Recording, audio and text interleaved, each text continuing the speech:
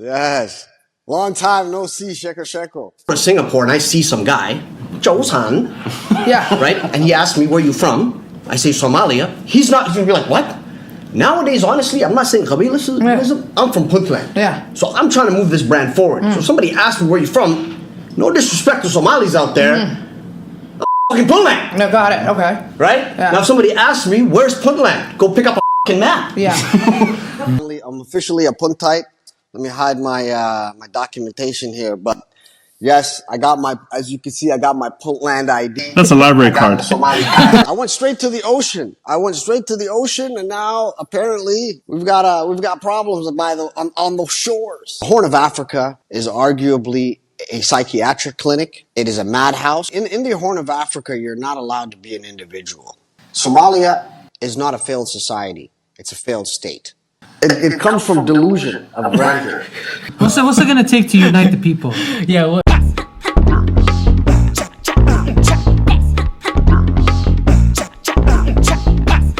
welcome to another episode of Switching Gears, brought to you by Sheeko. I'm here, joined by my talented co-hosts. My brother Nyce right here in the building. You already know, fructose, glucose, sucralose. And my brother ATL, Hi, guys. a talented legend. Sure, I'll take that. Thanks for having me again. So excited to be here. I'm feeling good. 2 seasons almost over. Ramadan's right around the corner. Alhamdulillah. Feeling good. Another month of thinking I'm going to lose weight. It's not a single... This might be the year. No, it's never been the year. You gotta put your mind to it. It's never been. No, he has to take his hand away I can't from his not mouth. eat for 12 hours and then dome a box of sambus, fam. You can never lose hope, because I have a dream of no longer being a petite, little... Snack for the I've never ladies. seen a man call But himself anyways. petite. That's crazy, yo. But Well, these- yo, listen, don't let this guy get to you. Keep eating, my caloric king. Keep eating, bro. You're blessed. Anyways, guys, today we have a very special guest revisiting Sheeko. A shaka legend, if you will. Personally is a legend. Yeah. The boy Larry will be joining us today, our foreign correspondent. He'll be a part of a very interesting conversation today, talking about what's going on back home, what's going on, for the people that do have questions. For instance, what's going on with Ethiopia and Somaliland? The land there, what's going on over there, what's going on back home, and the current Just catching state. up with him. Yeah, just catching up with him in the current state of Somalia as a country. As he is what he likes to call himself, a Puntite, he'll be talking to us from Puntland. He's the face of Puntland, if you So will. it will be a remote conversation. Yeah. I'm very excited, and I'm excited to have him here as well. I'm a very He'll be big calling fan. in. He'll be calling in. Let's see how Puntite, the Puntland's Wi-Fi is. Hey, they do have Wi-Fi, by the way. I mean, we'll see. I'm from fucking Puntland, I'm from fucking too. Puntland. Bitch. I'm from fucking Puntland, too. That's shout out to that guy. Well, we hope you guys enjoyed the episode. And stay tuned for what happens next. Enjoy. And now we're talking to my boy Larry, man. Larry, what's up, man? We got you in the building today. Thanks for coming. Assalamu alaikum, guys. How are you guys? Alaikum Alaikum salam. assalam. Salante der baku salane. Yes. Long time no see, Sheeko. I see you got a haircut. What's on? I see you got a haircut. No, this is voluntary. I piss off Bidar gang because I don't go to Turkey. This is by choice. Mine's by choice too. Mine's by choice too, mashallah. Yeah. Your choice was made for you a long time ago, brother. I have diabetes by choice. So tell us, for those of us who haven't obviously been watching Sheeko in the past, or people who are getting to see you for the first time today, tell us who you are. First of all, like your name, why the name Larry? Larry the Puntite. I'm officially a Puntite. Let me hide my my documentation here, but yes, as you can see, I got my Puntland ID. That's a library card. Somali. All right, this is it right here. I got it.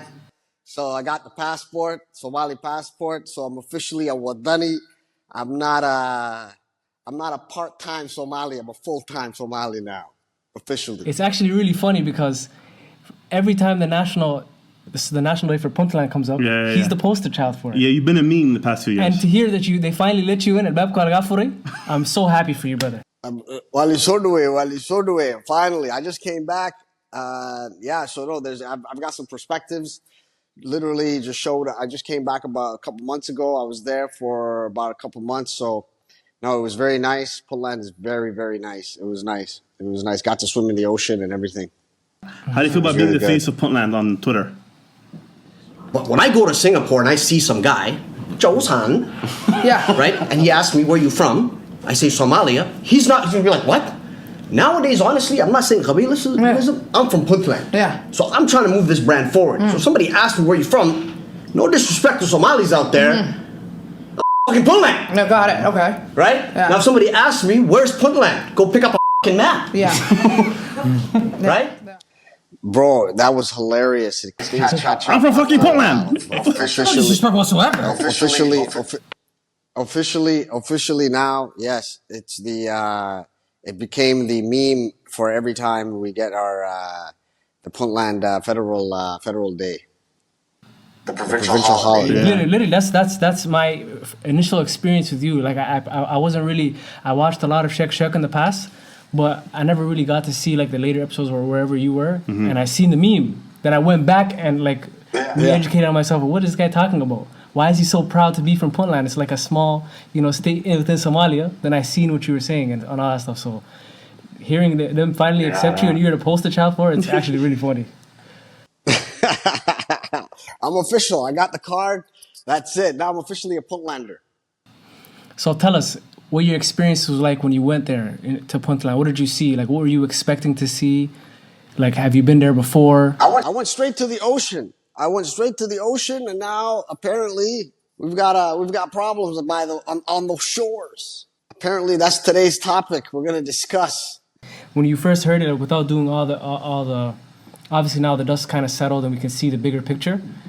When I first heard it, I'm like, why would Somalia or Somaliland as a state of Somalia make that decision for all the people and the country? That's what, for someone like me that I didn't know what was going on, that's what I thought. That was my first initial reaction to it. So what was your first initial reaction when you heard that this was happening in the back? I said it was a good thing in a sense. Personally, this is just my personal view. I believe the Horn of Africa, Somalia, should be at least 4 countries. At least. I think, and I don't think there's anything wrong with that. I think the borders that were drawn by the British have caused a lot of problems. I mean, when you look at the Somali territory, right? When you look at the Somali ethnic territory, it spans over 1 million, about 1.2, you could say 1.1 to 1.2 million square kilometers. So when you take all the Somalis and you put them into that territory, you have a population of people that have the most land in Africa based on a single ethnic group. So we've lost the Kenyan NFD because of a British pen. We've lost, or a Brussels pen, or wherever not Brussels, but the Berlin time. And then we've lost the the Ugaden. So the other major issue, as soon as I seen this, because I was following what was happening with Ethiopia, I was already watching Ethiopia hanging by a thread. The idea of Ethiopia is in a greater crisis.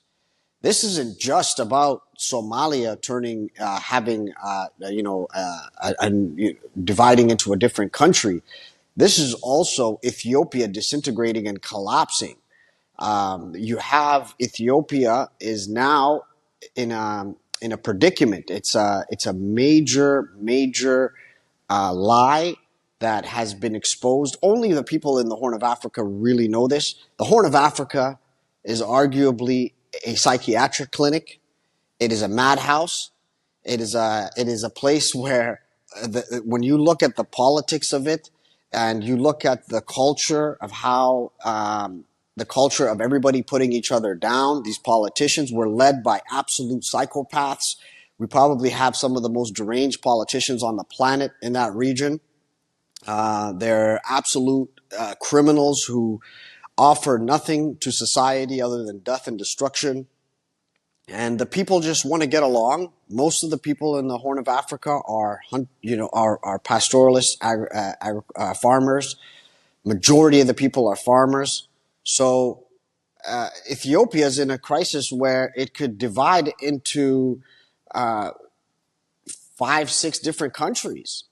So I mean, yeah, that's going to be a major issue. But I think it puts into place when you look at you had Italian Somaliland, French Somaliland, British Somaliland, and those were three different territories that were under Somali administration, and the Ethiopia didn't have that. Now they have their grievances with their borders. They're still trying to figure out their borders. Their borders are pretty fluid at this point. Things they just keep moving. It seems some places are receding and some places are expanding. But yeah, I think from my initial reaction was this is another day in the madhouse. Buckle up. So for me now, now hearing you say that. I have a question. Yeah. Don't I like the analysis you had on the news and taking a more macro view on it, and not being hypercritical of the powers that be within East Africa, and that it's the global South and the multipolar world, and us being in the Red Sea, and there being a lot of forces outside of our control that maybe led to this deal. Do you think that also leads to our leadership making maybe questionable decisions? Because it's funny to call it a madhouse, but sometimes I think we're very hypercritical of Middle Eastern or African leaders when they themselves kind of have other hands on the wheels with them. So it's fun and easy for me even to be critical of them and like, what are you doing? Where could you have come with this conclusion? Well, this is a very questionable plan or law or whatever that you're trying to do. But then I try to remember that the Western world and other powers that be, like you said, are working within the shadows. Are working within, you can say the shadow even out loud sometimes. Yeah. Well, this is, I would say, in the Horn of Africa, you're not allowed to be an individual, right? You're collected by the tribe, by the ethnic group, by ideology of group identity. So the only people that are allowed to be individuals who are called by their first names are only the leaders. So when you hear the names that are told or that are mentioned, it's always the leaders, and it's never. And you as an individual are not allowed to participate. As an individual, you come as a tribe, you come as a group, you come as as an ethnic group, and it's very easy to get everybody riled up. But from in the backdrop of this happened during the Red Sea. So I think Ethiopia, the individual I question here is Ibe, and Ibe Ahmed, and he's an absolute psychopath from what it looks like. I mean, it's just like when you look at after Lenin passed away, when Lenin, during the Russia, people thought they were going to get a better person, right? They actually supported him. They thought, wow, okay, looks like things are turning a new leaf here. You got Stalin. Do you know what Stalin did? Right? What led after that? So it was the same thing with Ibe. Everybody was excited about him. There was a lot of marketing around him. There was a lot of hope around him. He was given the Nobel Peace Prize, and one should always look at the Nobel Peace Prize as a license to kill. Once you get the Nobel Peace Prize, especially in the third world, it's a license to kill. You can get away with anything. You can get away with murder, right? So he has now orchestrated exactly what the playbook of every pretty much African leader who just wants to centralize power and centralize their own personal interests. So my follow-up question to you is, after hearing you say absolute power corrupts, these things, is what is your opinion on basically Somalia as a state and as a political, from a political standpoint and as a state? Like, what's your opinion on the country? Are we itself? also maniacs? Is what you? He did say it. He said East Africa. No, I just came back. And I never felt any freer in my life. I mean, I felt so free being home, being back in Somalia. I think these migrants are lying about saying that Africa is poor and running away from Africa. I think they're all lying. I was just there. I was in a house that was, solar powered. I was in a house that had running water, taking a shower. I had gas. I had a gas canister that was delivered to my house underneath the kitchen. I had access to, I had access to, sanitation and also personal security. I felt very, how do you say, Somalis are more of a libertarian society, right? You have your Somali Marxists, socialists, communist style, especially in the Horn of Africa, because of the Derg, because of Marxism, in our history. But from a social and I would say nearly biological standpoint, because of being camel herders, you're a sovereign individual. Your life is in your hands, outside of the state's control. So I think seeing the country, the people that actually do things. You have to understand these politicians, they don't build things with their hands. The detachment of these politicians from reality, right? And in Somalia, when you look at I don't think any Somali politician has operated. Anyone in there has operated a screwdriver. I don't think any of them know what side of the nail the hammer should be on. What side of the nail the hammer should be on. I don't think they have any capacity to even. I mean, and it's the people that are doing everything. It's the people. Shabka. Shabka are the ones that are building the homes. Shabka are the ones that are building the buildings. Shabka are the ones that are moving the water. Shabka are the ones that are, you name it. It's the people. But what we have is these individuals who go into the state and cause havoc for everybody. So from that aspect, right, you have to put in the Horn of Africa, you must protect yourself from the stupidity of the state as much as you can, meaning you have to grow your own food, make your own security, have your own backup plan, because at any moment the psychopaths will cause destruction. Which is actually really sad that you say that, because it's a country that has been in a state of anarchy for years, and there's been a lot of destruction, chaos, and fleeing, and everybody's sort of fled, which for the politicians to now be working against the Sha'ab, which is the people, trying to rebuild the country, is a testament to the state of the country as a whole, because the people they want to be free from that, all the violence and all the chaos and all the khabil and the bugh and whatever incited the violence back in the day, and the politicians are doing nothing to help because they're getting funded. There is funding, so that means there is corruption, and all the funding is supposed to go to rebuilding the country, and the people are rebuilding the country. The politicians are actively working against it, which is sad, to be honest. Yes, and see, the thing is Somalia is not a failed society; it's a failed state, right? You could argue Argentina is a failed state, but it's not a failed society. If you look at a failed society, you could argue, and a failed state, Haiti is a good example of a failed state and a failed society, right? Somalia was on the hit list of 7 countries against, that was on the Pentagon hit list. You have Libya, that is a failed state, but it's not a failed society.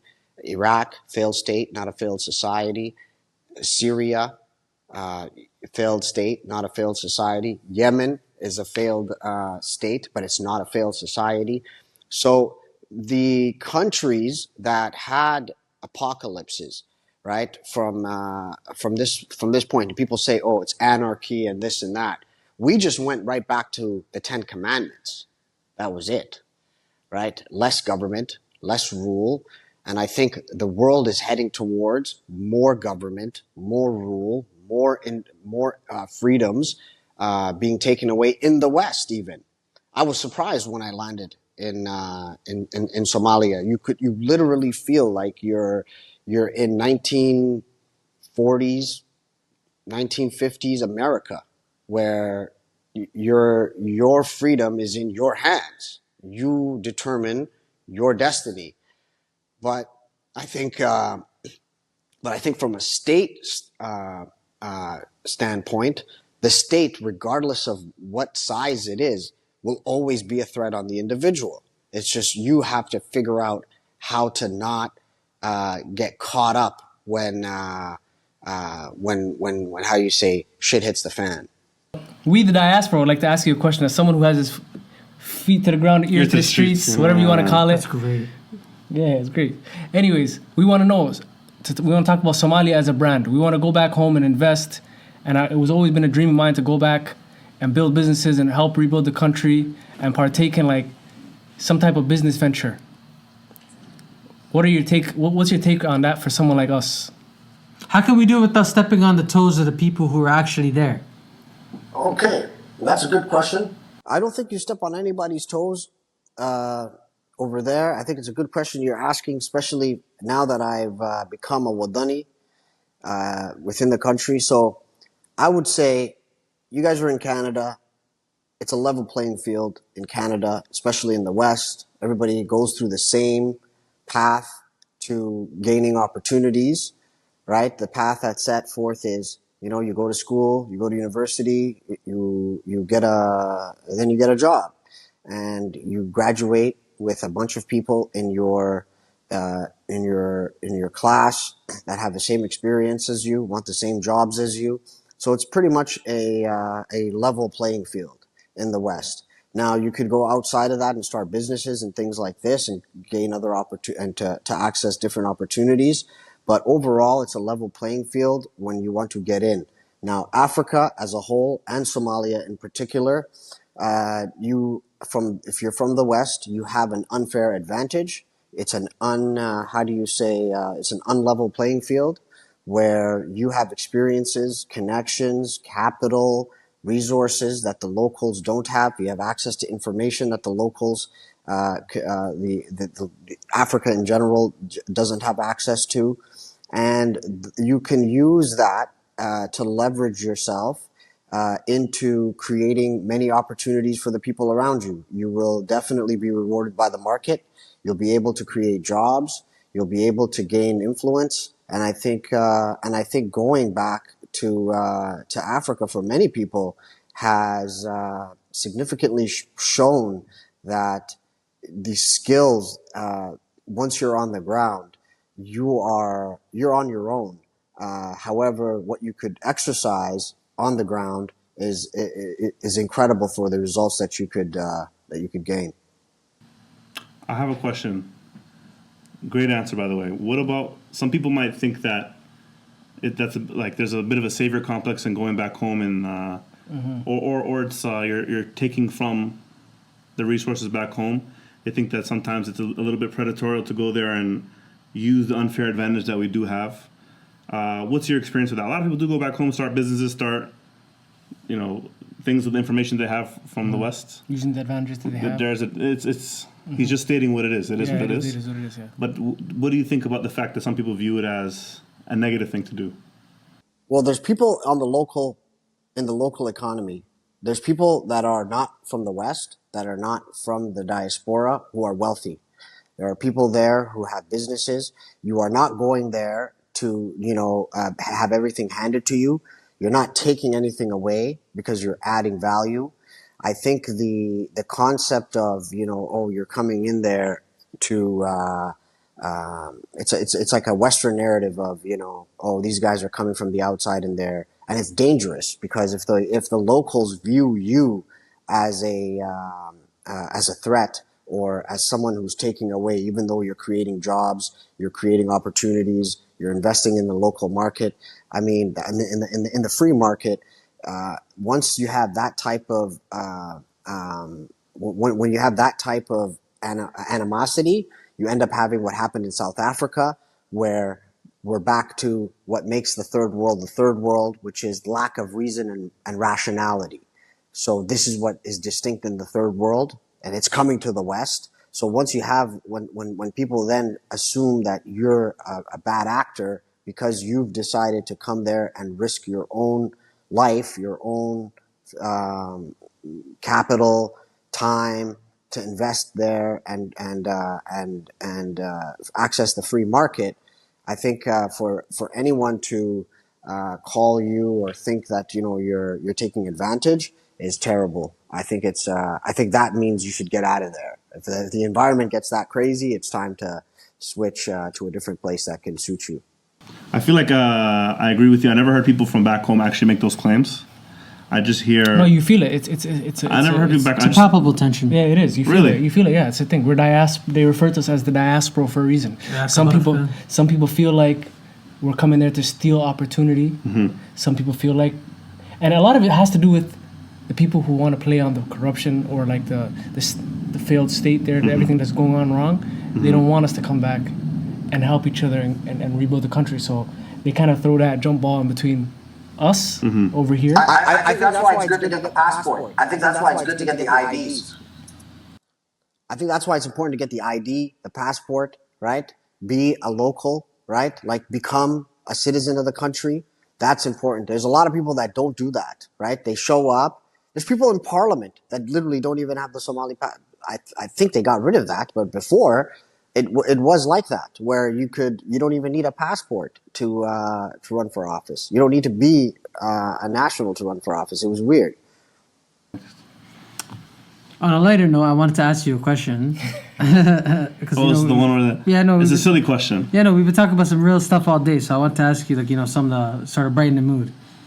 Over here, there's like something that we do, us, guys over here, but we like to do it back home too. No, but we do it here. It's the fact that it's come over here now. It's funny. Stupid, yeah. Over here, Larry, what guys like to do is a man will do something stupid or a man will do something unfavorable, and a guy will look at him and say, "Yo, look at this langab." Now, mind you, a lot of guys don't know what that actually means. So I want to ask you, number one, what do you identify as? And number two, what does it actually mean to be a landera versus a langab? What does it actually mean? And where does the statement originate from? Like, what's the origin story for that statement? It comes from delusion of grandeur. It comes from I agree 100%. Concept in the third world that is caste system. It comes from India. India is the father of this. India is our leader in this. We're children of the third world. India is the gate runner, the front runner, and this type of thing where you have a caste system, right? So I think it's a casteist system. Landeri, Langab. It's and the people who actually say that, right, absolutely produce zero value in the society. So it is. I think we're coming off to an end. On that. We're slowly. It's winding down. She's winding down. Some people might say it right now, spoken like a true Langab. Yeah. You might be labeled that when we put this up on TikTok. They might say, "Oh, look at this langab talking shit." Yeah, that's what you man. The casting of people. I think we got to get over that. We got to get over that because we literally have a major uncertainty happening in the Horn of Africa. We've got two prime ministers, two presidents, two leaders, one from Ethiopia, one from Somalia, that are likely to that need to pretty much resign at this point. The writing's on the wall. I think these guys, if we end on that note, I think the whole thing is, these guys got to resign, got to finish their time, and that's it. And I want to ask, what do you question you have? No, because I was going to say, what necessary changes do you feel like we need to see End this on a positive note. Yeah. End this on a positive note. End this on some hope. No, be real too. Keep it be true. real, but it can't all be bleak. What's it going to take to unite the people? Yeah, what necessary changes need to happen for the country to go back to being a functioning government, to leave this whole dark cloud of being a failed state in a state of anarchy? What will it take for us to no longer be seen in that light? I don't think we should worry what others think. I think the path forward is going to be a multipolar world is emerging. Somalia is a Muslim country. The Muslim world is under 400 years of humiliation ever since the sciences went down. And you can go right back to something as simple as the printing press. When the Ottoman Empire rejected the printing press, that kind of started the trajectory of having the sciences and the concept of progress basically go down to a standstill. We have now a few Arab countries that are leading the path forward, namely in the GCC, Qatar, Saudi. They don't want to. They want to change this humiliation. The Chinese had their century of humiliation. I think the Arab world has this. We're part of the Arab League, So it's waiting for the Arabs to get their act together, and the Muslim world to get its shape together. I think it's a shaping, and once that happens, you're a Muslim country. Remember that at first, right? And the world is shaping into a multipolar world, and as long as your society doesn't fail, right? I mean, you had a failed state, it's okay. Meaning, the term anarchy could be said. People think, oh, it's lawlessness. No, the root term for anarchy is without rulers or less rulers. And we live in a world where there's too much. Not only are there too many rulers, right? Where you have sick people with a sick mind that they want to control others. This is the issue, right? There's people who get into government and they want to rule you. They don't want to just rule the country. They want to rule you. And so I think Somalia is a free. We're free people. Where a lot of people right now would wish to have the freedom that I guess the lack of oversight and issues of government. But I think moving forward, inshallah, as the Islamic world, I think enters this polarity, it'll be another 20 years. So it's going to be a rough road ahead. It's not going to be sunshine and flowers, going forward. It's going to be basically, full steam ahead of wars continually, of lots of economic, social, cultural, and political upheaval for the next 20 years. So buckle up. I agree. I think We're ready for the that ride. when an empire is collapsing, it is its most violent. I don't think that the West is going to give up power readily. Obviously, they, like you said before, it was a one leg table, and now it's becoming a multipolar world. With the rise of BRICS in the global South, I think that the Islamic countries will be leading the way, because Russia and China only have so much resources, and the Islamic countries are just full of people natural resources. and natural resources. Yeah, I agree. We have the best geopolitical locations. We have the Red Sea. We have parts of Africa. We have the Middle East. We have parts of Asia. So I agree. So as long as I understand the strategy, we think of ourselves as first a Muslim country, then we will rise with the Muslim empire, so to speak. Of course. But like you said, 20 years of basically the power struggle and the handing off of power. So it sounds like it's going to take a lot of patience. Yeah. I think I don't even think it's just Islamic empire.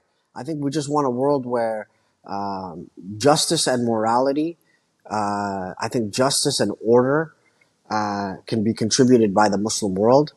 I think the Muslim world has an opportunity to get out of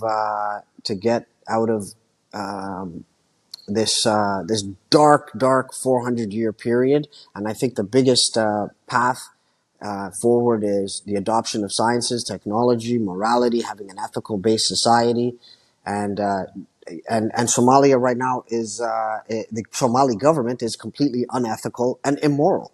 So so we just got to figure out, and it won't help by just saying Hassan Sheikh has to go. It's a deep rooted issue that happens throughout the third world, right? The leader of Somalia is just a individual in a cesspool with a bunch of, it's a snake's den, right? You're in a snake den, and they all dress the same, act the same, look the same. They're not even conspiring or anything like this. It's just it's a cesspool. And so the third world is a world that is that has all the same qualities, regardless of religion, regardless of location, geography, or culture. They share these issues that successful, civilized, I would say, industrial, free market countries have, right? So it's just figuring out how to get rid of these, and also in the West, they're getting rid of these attributes that made the West great. They're getting rid of free market. They're getting rid of reason and rationality. They're getting rid of individualism. They're getting rid of free speech. They're attacking expression. They're attacking industry, right? So industrialness, the concept of progress. So this is a war on, it's a war on goodness. Really interesting way to look at it. I didn't think about that. Give us something positive to close out, man. Give us something happy. Give us. What's next for you, Larry? Yeah, what's next for you? What's good? What's going on in your life? What's in the near future for you? Will you grow your hair back? Come on down. I'm telling you, I'm watching. I keep a close eye on the Herbadia of America, in the outskirts, the rural areas. These guys are survivors. They have, the homesteaders, right? Dadka kunol outside of the American large cities. These are individuals that are growing their own food, having unique ways of living sovereign and independent. I think the whole world is once you leave the cities, the people outside of major cities and urban areas share certain cultural characteristics of being independent and being sovereign and working off the land. For me, I think that the goal is obviously right now working on a homestead by close to the beach, grow some food, have access to your own water supply, and build a home by hand. Right, build your home. I think you guys would. I think you'd fare well for this next 20 years, for what's to come. If you can have a little place, a little oasis in the midst of chaos around the world, and the apocalypse is already past Somalia. So it's not coming back. I don't think Ethiopia is under much darker clouds than we are. Much darker clouds. Oh, that being said, how can people contact you? Where do we find you? Where do we find you? What's the socials? Well, I haven't been posting much. I think I might come back. I keep saying it. I think you guys can check me out on, share the link in the description, the Puntite port. I'll definitely be planning a new strategy to get back in, but if I do announce it, it'll probably be a complete overhaul of everything, and this time not stopping. I think that's the one thing. Just don't stop, especially here, Sheeko. I mean,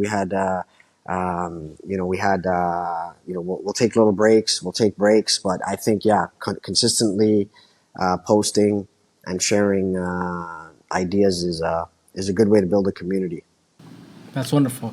And I'm actually, I just wanted to say this. I'm a huge fan of yours. I always liked what you said. I found your meme hilarious, by the way. That's how I told you, like, that's how I first found out who you were.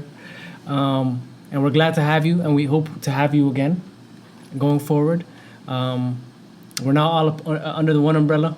We're under the Sheeko We'll come into you on Puntland, fam. We'll come check you. We'll come see you on Puntland. From fucking Puntland. Puntland, that's your home too, bro. You guys are from. Just make sure you guys get your passports, get some ID, right? Don't want to have any wanderers walking around, especially during these crazy times. You gotta identify yourselves when you land.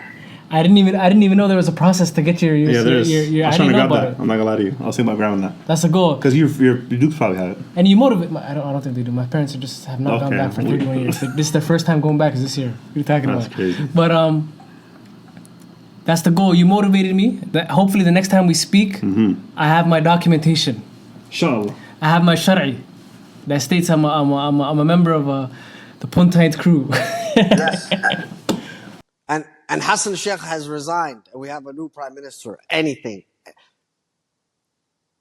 And Ibe is gone by then, hopefully. And Ibe is gone.